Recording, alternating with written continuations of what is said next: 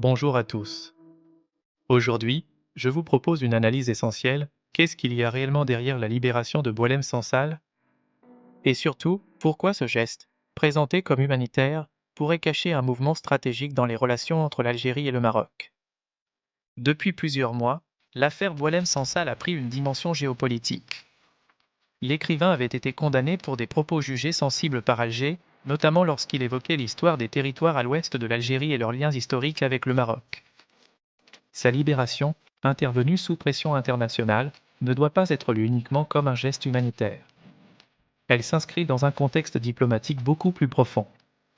D'un côté, l'Algérie affirme sa souveraineté en condamnant Sansal.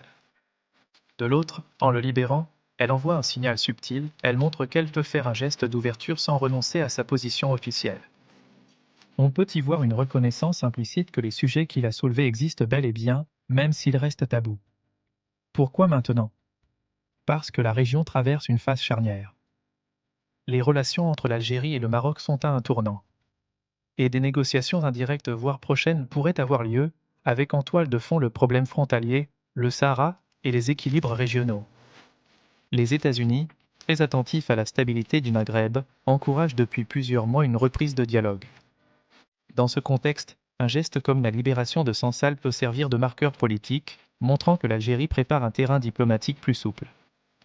Le message est clair, l'Algérie maintient sa fermeté, mais elle sait que la région entre dans une période où la diplomatie redeviendra incontournable.